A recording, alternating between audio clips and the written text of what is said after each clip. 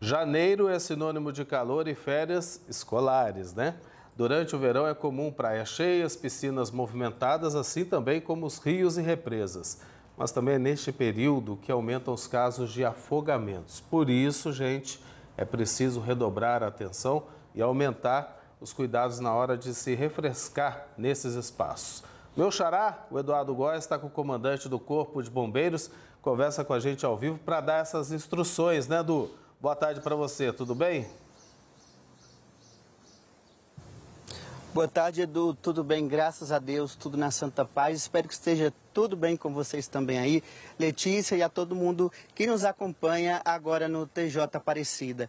Como você bem falou, Edu, essa época do ano ela é muito propícia a acidentes, né? No mar, na piscina, afinal de contas é época de férias e todo mundo se diverte. Muitas vezes algumas pessoas até se excedem na bebida e terminam não prestando atenção quando a água está aí fazendo parte, digamos, de um lazer da pessoa, mas pode se tornar um perigo. Para conversar um pouquinho mais a respeito desse assunto, eu falo com o Tenente Diego Nunes, do Corpo de Bombeiros aqui da cidade de Guaratinguetá, pertinho de Aparecida.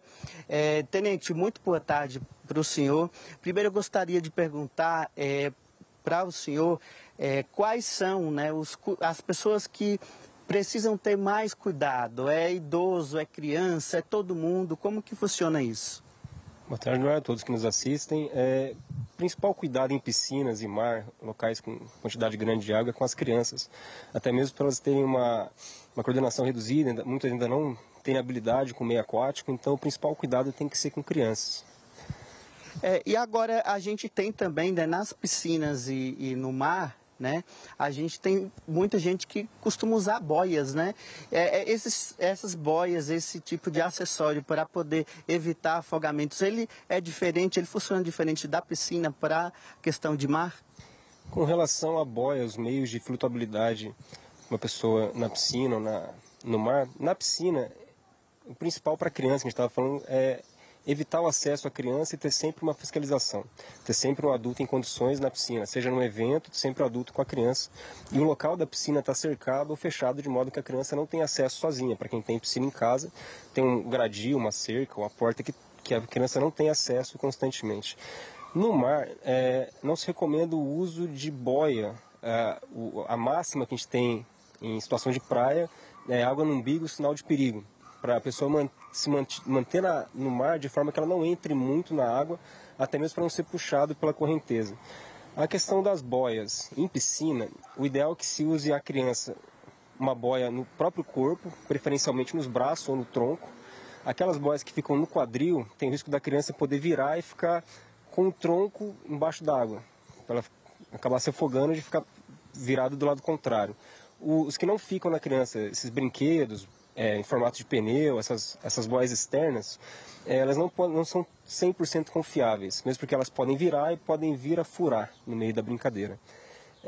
Com relação ao mar, o cuidado principal ali, além de não fazer consumo de bebida alcoólica ou drogas, se manter numa situação de segurança no mar, não entrar muito na água, evitar proximidade com embarcações, procurar sempre uma praia que tenha um guarda-vidas, que seja sinalizada. A gente pode, por exemplo, fazer uma demonstração de salvamento aqui na prática, como que funciona, rapidinho aqui? Claro, vamos demonstrar aqui como que é feito um salvamento para um guarda-vidas numa situação de um afogado.